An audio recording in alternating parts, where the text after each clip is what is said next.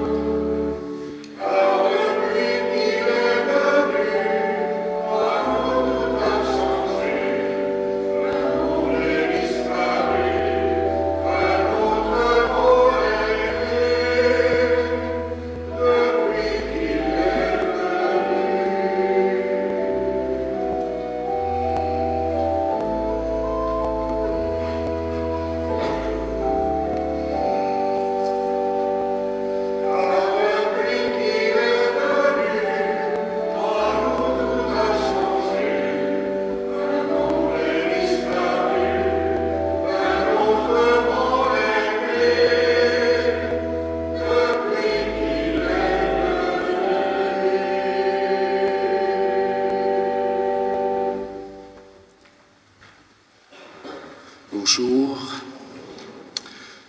C'est avec joie qu'en ce jour du Seigneur, nous nous rassemblons ensemble au nom du Père et du Fils et du Saint-Esprit.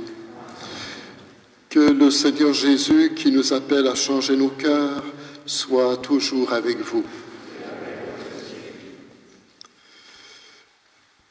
En priant ce matin pour Madame Odette Trépanier, dont c'est la messe anniversaire, nous venons vers Dieu avec nos bonnes intentions, sans doute, de devenir meilleurs.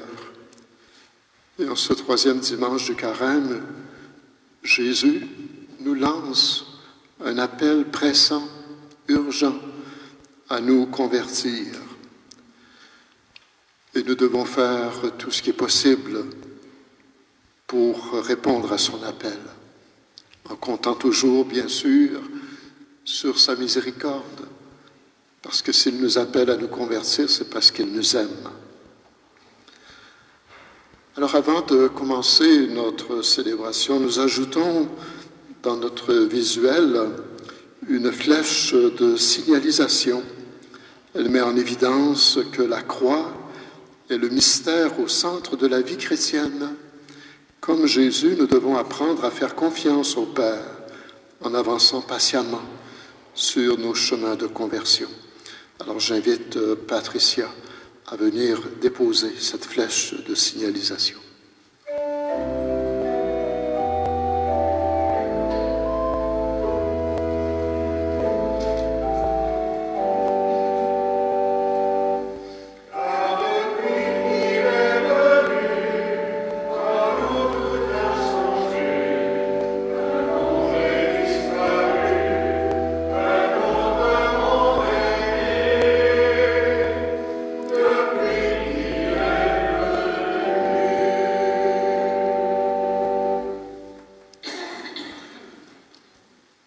Alors c'est un appel à la conversion qui nous est proposé aujourd'hui. Il y a urgence à nous tourner vers Dieu qui voit nos lenteurs et nos hésitations, mais qui est patient et miséricordieux. Seigneur Jésus, tu veux que nous changions nos regards sur Dieu et sur le monde. Nous te supplions en chantant.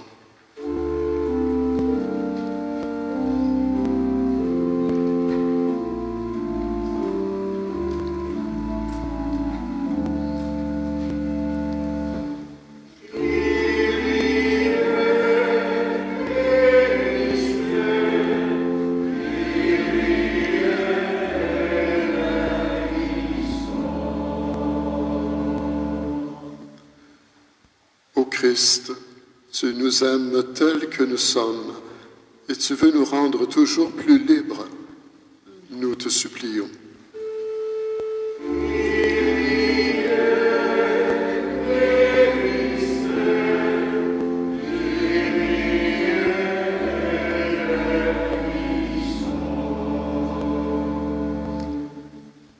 Seigneur, tu attends de nous que nous vivions de l'Évangile et que nous portions du fruit.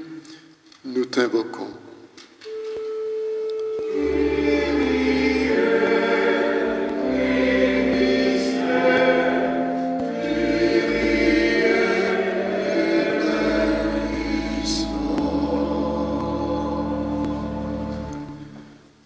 Que Dieu, dont la puissance est celle de l'amour, nous fasse miséricorde, qu'il nous pardonne nos péchés et nous conduise à la vie éternelle.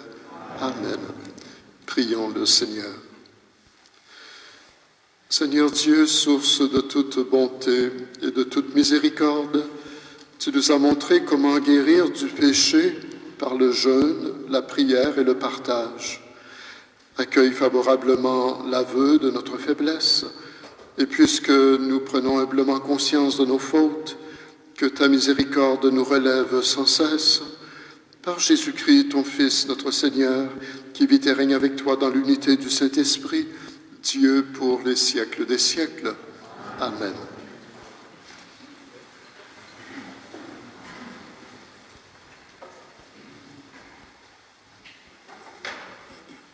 Lecture du livre de l'Exode.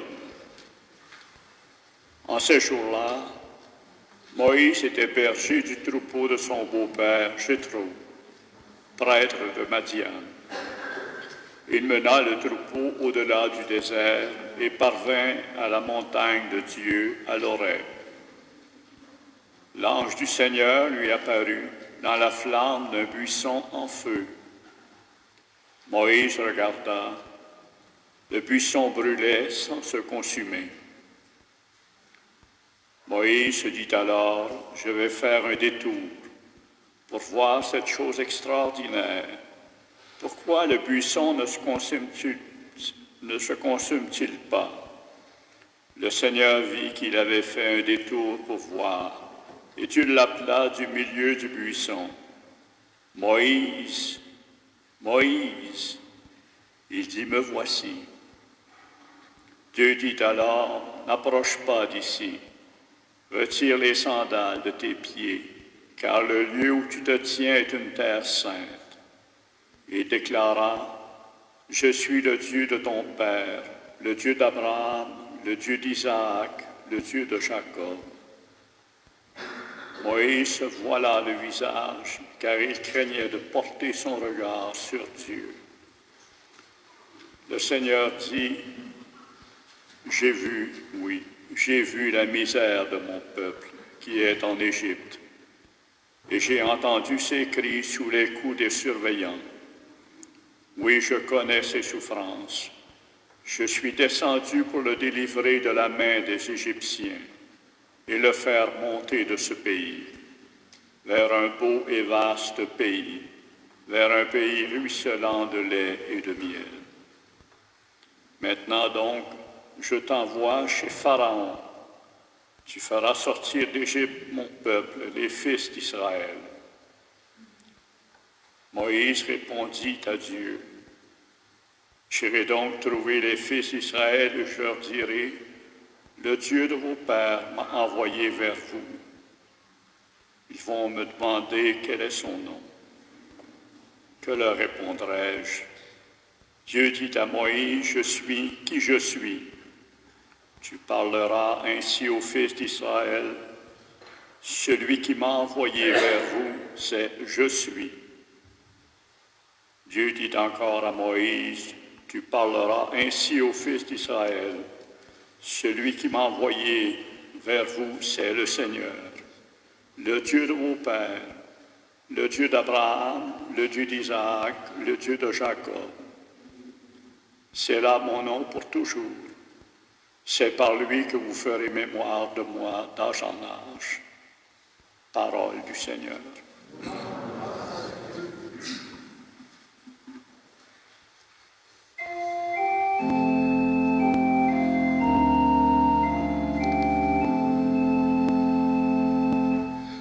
Le Seigneur est tendresse et pitié.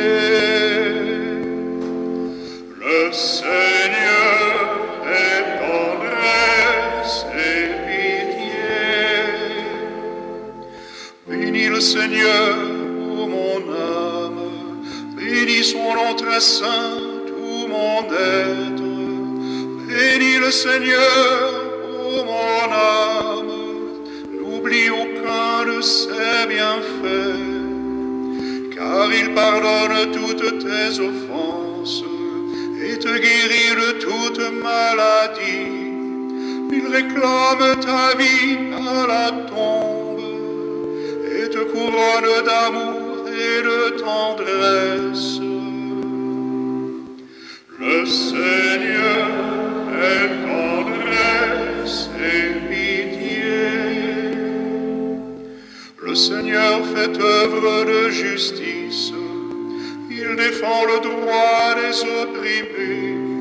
Il révèle ses desseins à Moïse. Aux enfants d'Israël, ses hauts faits. Le Seigneur est tendresse et pitié. Le Seigneur est tendresse et pitié, lent à la colère et plein d'amour. Comme le ciel domine la terre, fort est son amour pour qui le craint. Le Seigneur est tendresse et pitié.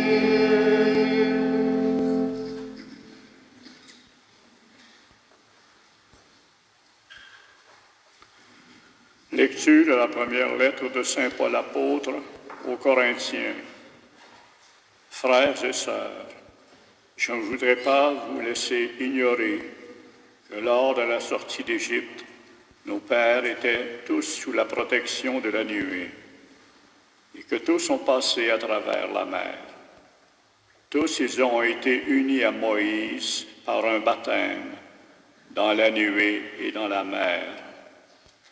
Tous ils ont mangé la même nourriture spirituelle. Tous ils ont bu la même boisson spirituelle, car ils buvaient à un rocher spirituel qui les suivait. Et ce rocher, c'était le Christ. Cependant, la plupart n'ont pas pu plaire à Dieu. Leurs ossements, en effet, jonchèrent le désert. Ces événements devaient nous servir d'exemple pour nous empêcher de désirer ce qui est mal, comme l'ont fait ces gens-là. Cessez de récriminer, comme l'ont fait certains d'entre eux. Ils ont été exterminés. Ce qui leur est arrivé devait servir d'exemple, et l'Écriture l'a raconté pour nous avertir, nous qui nous trouvons à la fin des temps. Ainsi donc, celui qui se croit solide, fasse attention à ne pas tomber. Parole du Seigneur.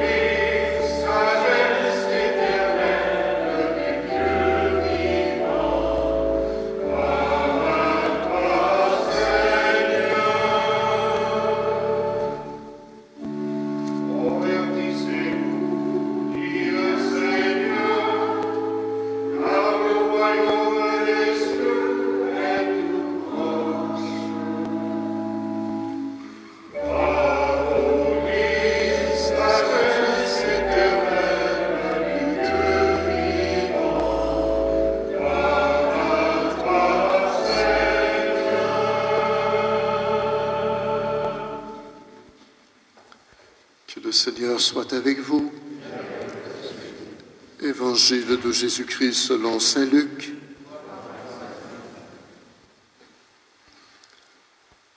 Un jour, des gens rapportèrent à Jésus l'affaire des Galiléens que Pilate avait fait massacrer. mêlant leur sang à celui des sacrifices qu'ils offraient. Jésus leur répondit, « Pensez-vous que ces Galiléens étaient de plus grands pécheurs que tous les autres Galiléens pour avoir subi un tel sort? Eh bien, je vous dis, pas du tout. Mais si vous ne vous convertissez pas, vous périrez tous de même. » Et ces 18 personnes tuées par la chute de la tour de Siloé, pensez-vous qu'elles étaient plus coupables que tous les autres habitants de Jérusalem? Eh bien, je vous dis, pas du tout. Mais si vous ne vous convertissez pas, vous périrez tous de même. Jésus disait encore cette parabole. Quelqu'un avait un figuier planté dans sa vigne. Il vint chercher du fruit sur ce figuier et n'en trouva pas.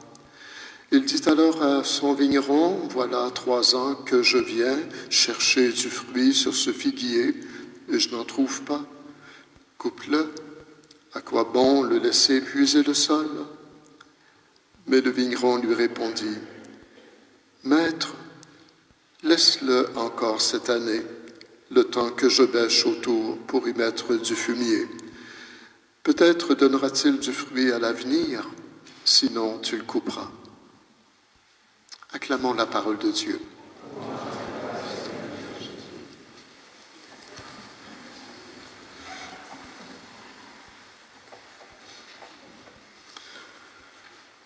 Si vous ne vous convertissez pas, vous périrez tous comme eux. Des paroles qui ressemblent à des menaces, qui peuvent nous sembler inacceptables dans la bouche de Jésus si nous ne portons pas attention au contexte religieux de l'époque. Alors il faut savoir qu'en ce temps-là, on croyait que les malheurs ou les accidents avaient un lien avec les péchés. Et plus les malheurs étaient grands, ça signifiait que les gens qui en étaient victimes étaient de plus grands pécheurs. Alors c'est en ce sens-là que Jésus va poser la question, était-il de plus grands pécheurs ou était-il plus coupable que les autres? Alors Jésus nous invite non pas à nous préoccuper des péchés des autres, mais à fixer notre attention sur les nôtres, qu'ils soient petits ou grands. Alors Jésus nous renvoie à notre propre conscience.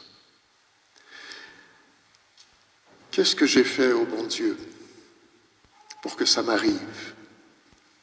C'est une phrase que nous disons parfois. Les malheurs qui nous arrivent ne sont pas une punition de Dieu.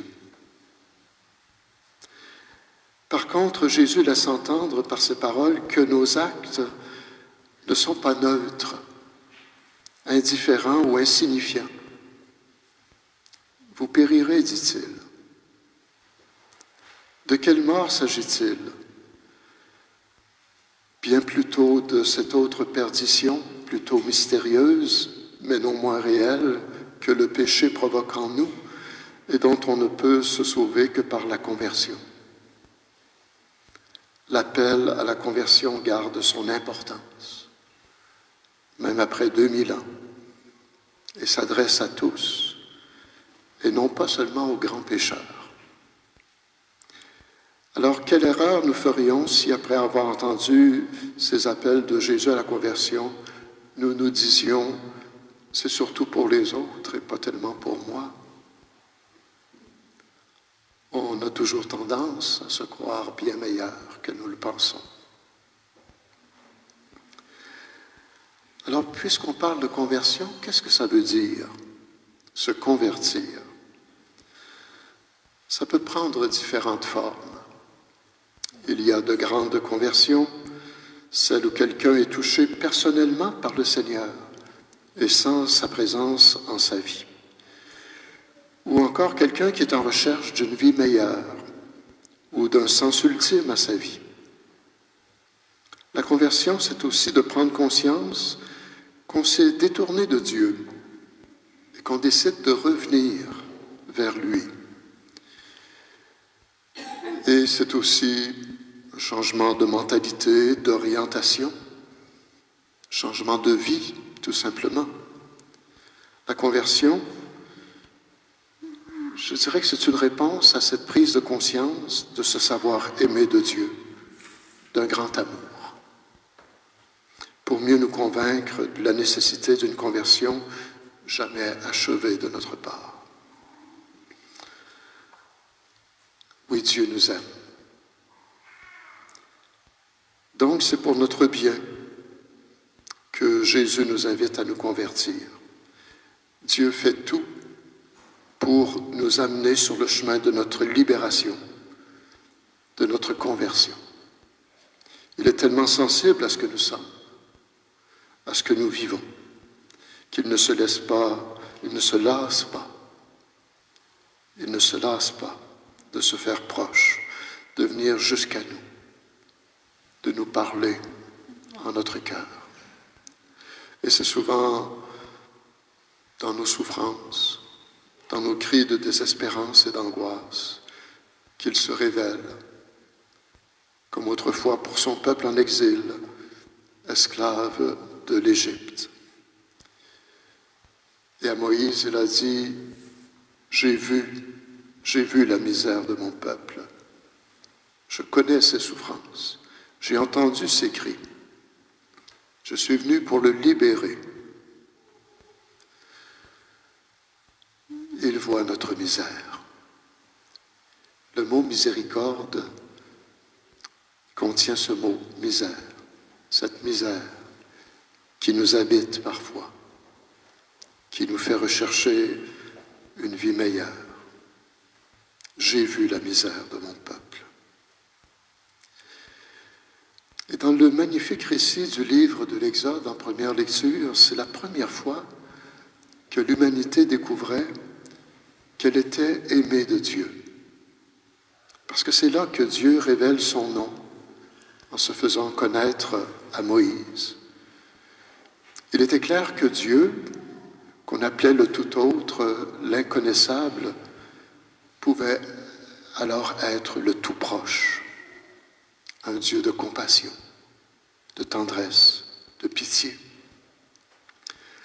Quelle découverte, quel privilège pour le peuple élu et pour nous aujourd'hui. Personne au monde n'y a pensé tout seul, pas même Moïse.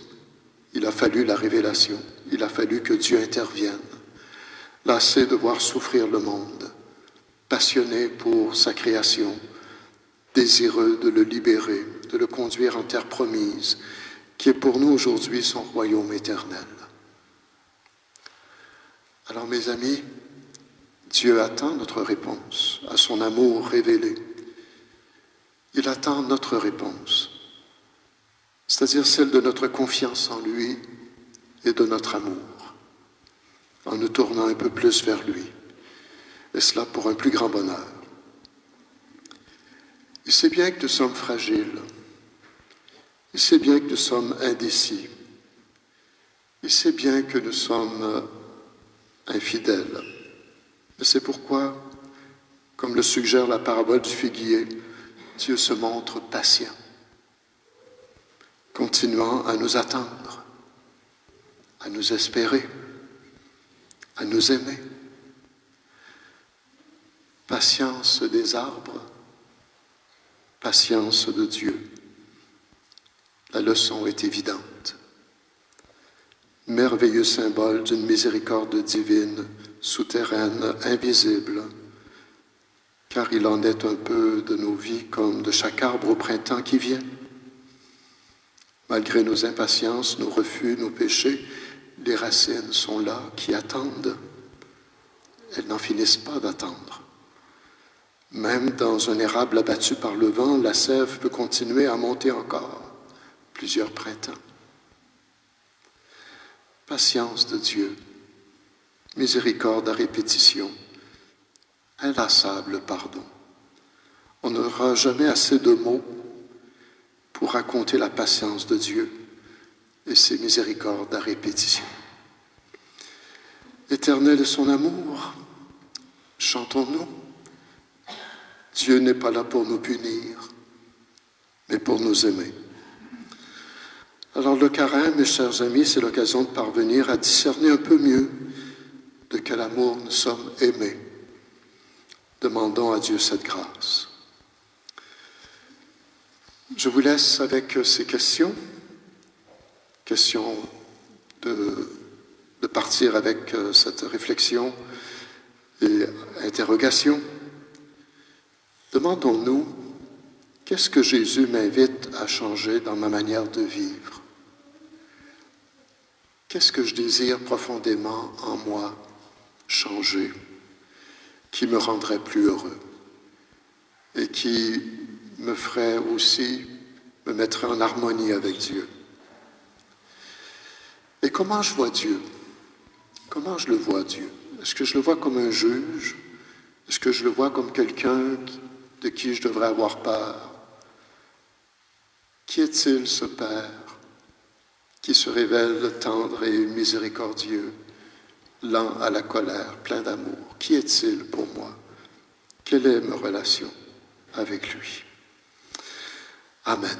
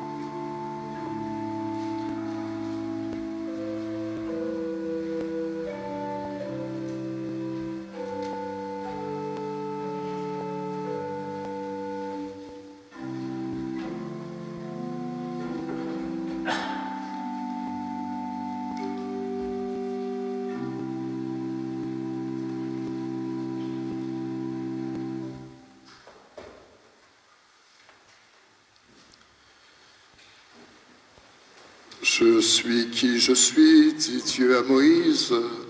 Ce Dieu unique, Jésus nous le fait connaître comme Père, Fils et Esprit Saint. C'est notre foi que nous redisons ensemble. Je crois en Dieu, le Père Tout-Puissant, Créateur du ciel et de la terre, et en Jésus-Christ, son Fils unique, notre Seigneur, qui a été conçu du Saint-Esprit, aimé de la Vierge Marie, a souffert sous Ponce Pilate, a été crucifié, est mort et a été enseveli, est descendu aux enfers. Le troisième jour est ressuscité des morts, est monté aux cieux, est assis à la droite de Dieu, le Père Tout-Puissant, d'où il viendra juger les vivants et les morts.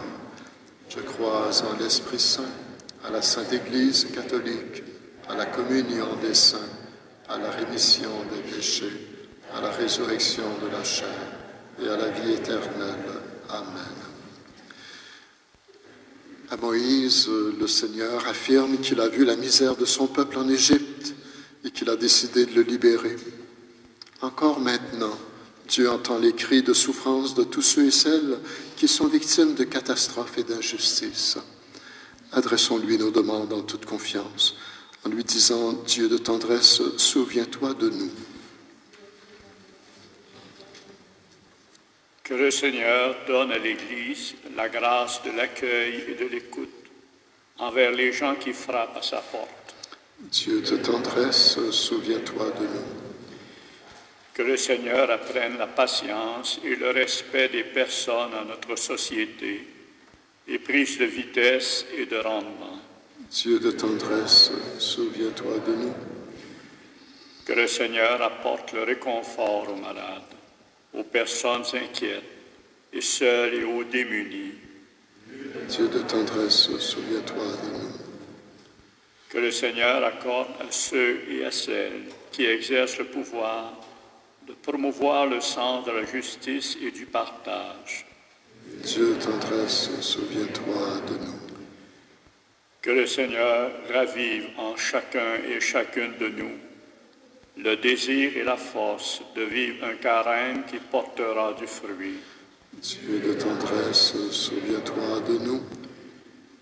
Pour ceux et celles qui partout dans le monde défendent les droits de la personne, entendent le cri des pauvres et mettent en jeu leur réputation, leur sécurité et même leur vie.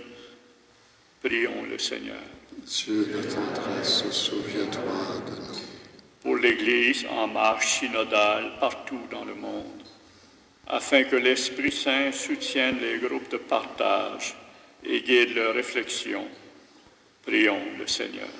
Dieu de tendresse, souviens-toi de nous. Seigneur notre Dieu, avec patience, tu prends soin de tous les humains et tu leur laisses toujours la chance de se reprendre. Donne-nous le temps de nous convertir à toi et fais-nous produire les fruits qui te plaisent. Nous te le demandons par Jésus le Christ, notre Seigneur. Amen.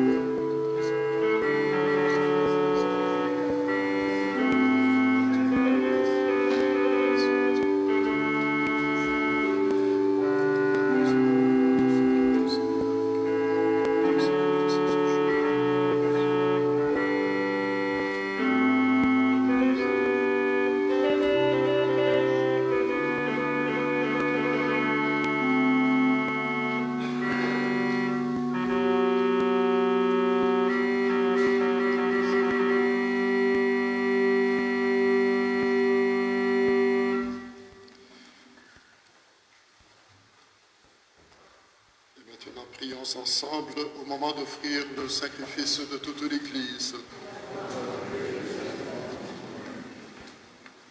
Par ce sacrifice, Seigneur de bonté, alors que nous implorons le pardon de nos fautes, accorde-nous d'avoir à cœur de pardonner celles de nos frères et sœurs, par le Christ notre Seigneur. Que le Seigneur soit avec vous. Élevons notre cœur. Rendons grâce au Seigneur notre Dieu. Vraiment, il est juste et bon de toujours te rendre grâce, Seigneur, Père très saint, Dieu éternel et tout-puissant, car tu ne cesses de nous appeler à une vie plus belle. Toi qui es riche en miséricorde, sans te lasser, tu offres ton pardon et tu invites les pécheurs à s'en remettre à ta seule bonté. Bien loin de te détourner de nous, qui avons si souvent rompu ton alliance, tu as noué avec la famille humaine, par ton Fils Jésus notre Rédempteur, un nouveau lien de charité, si fort que rien ne pourra le défaire. Et maintenant que tu accordes à ton peuple un temps de grâce et de réconciliation, tu lui donnes, par la conversion du cœur, de mettre son espérance dans le Christ Jésus, et de se dévouer au service de tous les humains en se livrant davantage à l'Esprit Saint. C'est pourquoi, remplis d'admiration, nous voulons joindre nos voix aux voix innombrables du ciel pour magnifier la puissance de ton amour dans la joie de notre salut, et sans fin nous proclamons.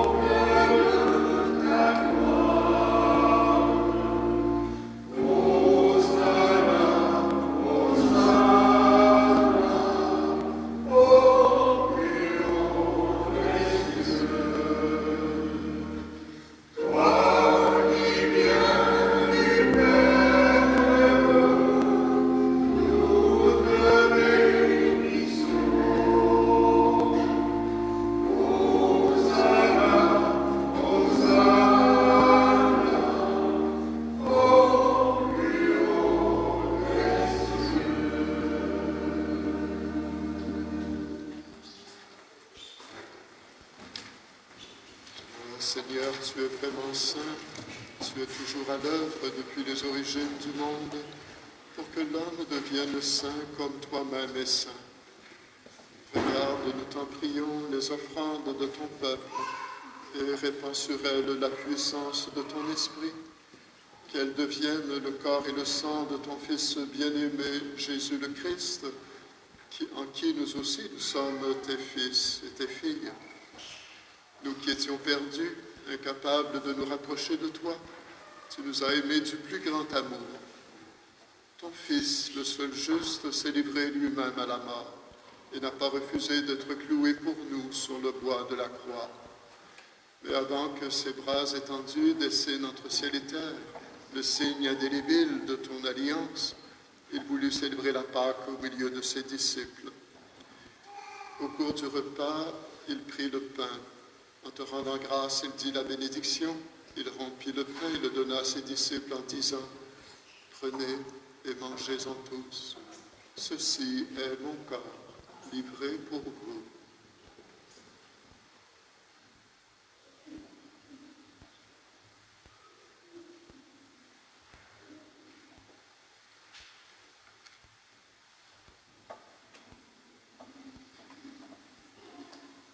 Même après le repas, sachant qu'il allait tout réconcilier en lui par son sang répandu sur la croix, il prit la coupe remplie de vin et, te rendant grâce à nouveau, il la fit passer à ses disciples en disant « Prenez et buvez-en tous, car ceci est la coupe de mon sang, le sang de l'alliance nouvelle et éternelle, qui sera versé pour vous et pour la multitude en rémission des péchés.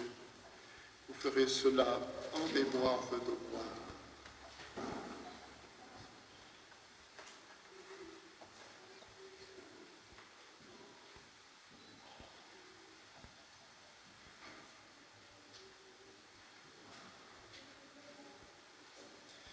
Il est grand le mystère de la foi.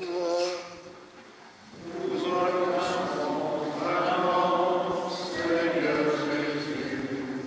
Nous acclamons ta résurrection. Nous attendons ta venue dans la gloire. En faisant mémoire de ton Fils Jésus le Christ, notre Pâque et notre paix définitive, nous célébrons sa mort et sa résurrection du séjour des morts.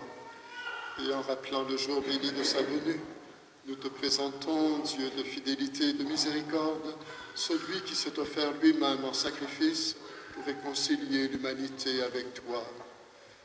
Regarde avec bonté, Père très aimant, ceux que tu attires à toi par le sacrifice de ton propre Fils.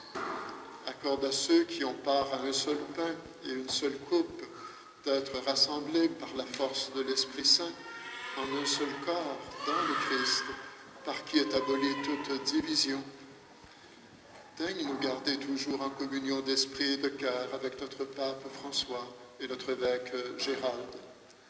Aide-nous à préparer ensemble la venue de ton règne jusqu'à l'heure où nous nous tiendrons devant toi, saints parmi les saints dans le ciel, avec la bienheureuse Vierge Marie, Mère de Dieu, les bienheureux apôtres, Sainte Geneviève, tous les saints, avec nos frères et sœurs défunts, que nous confions humblement à ta miséricorde. Et nous prions tout spécialement pour Madame Odette Trépanier, en ce premier anniversaire de décès.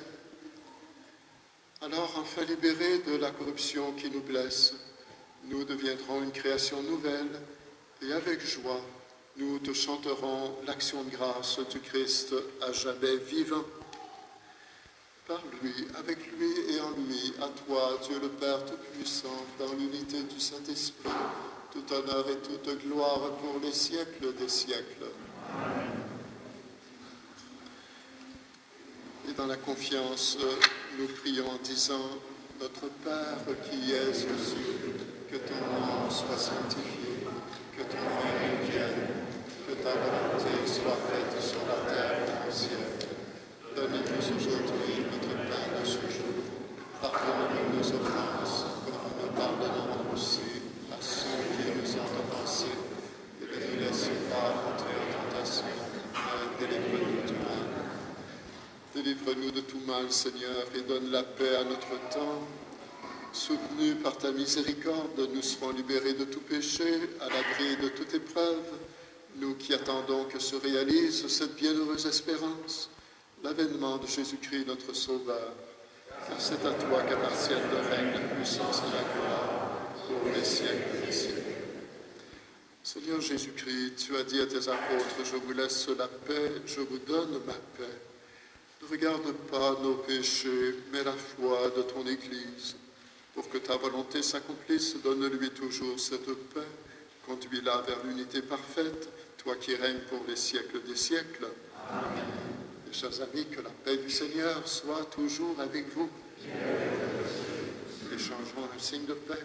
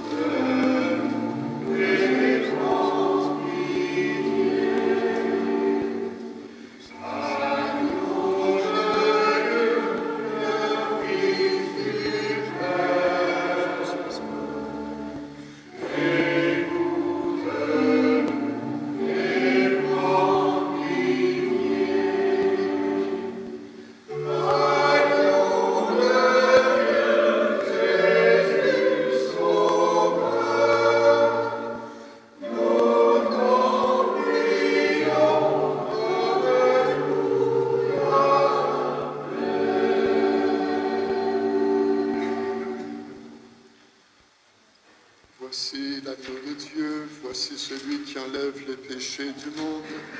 Heureux les invités au repas des noces de l'agneau. Seigneur, je ne suis pas digne de te recevoir, mais dis seulement une parole et je serai guéri. Frères et sœurs, le corps du Christ.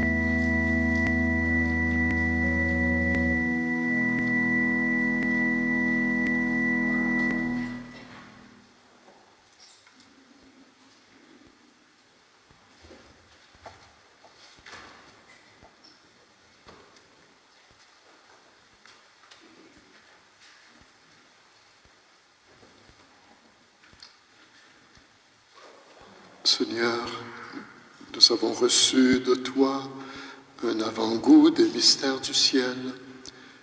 Et dès cette terre, nous sommes rassasiés par le pain venu d'en haut.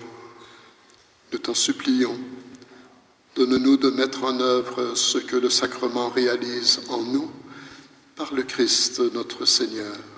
Amen. Quelques brèves informations.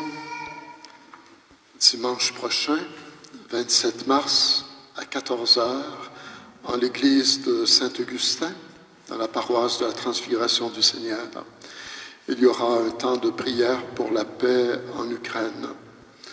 Alors un peu comme nous l'avons vécu à l'église de Saint-Benoît récemment.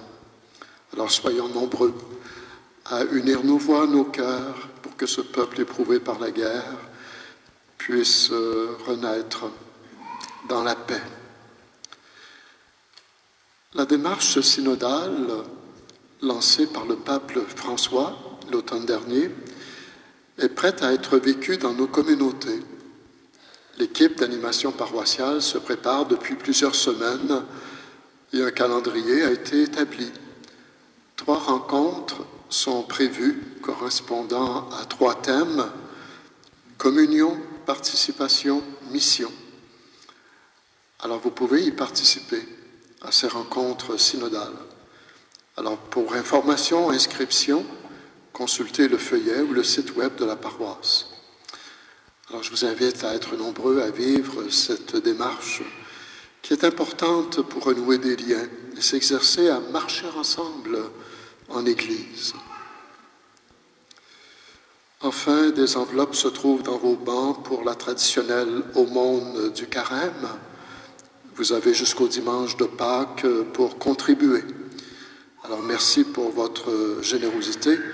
L'argent est envoyé au diocèse. Je remercie beaucoup toutes les personnes qui sont en service ce matin pour notre Eucharistie, notre lecteur, notre servant d'autel, les ministres de communion, les personnes à l'accueil, sacristains et sacristines. C'est beaucoup de monde finalement qui sont touchés, et sans compter aussi notre belle chorale sous la direction de M. Letourneau, accompagné de Marc-André Marquis à l'orgue. Un grand merci à vous d'être là. Eh bien, je vous souhaite une belle semaine, un très beau dimanche. Continuons notre marche vers Pâques. Que le Seigneur soit avec vous. Dirige, Seigneur, le cœur de tes fidèles et dans ta bienveillance, donne à ceux qui te servent la grâce d'accomplir la plénitude de tes commandements en demeurant dans l'amour pour toi et pour le prochain par le Christ notre Seigneur. Pour que vous soyez des figuiers qui donnent des fruits, que Dieu Tout-Puissant vous éclaire et vous bénisse, au nom du Père et du Fils et du Saint-Esprit. Allons maintenant dans la paix et l'amour du Christ. Bon dimanche.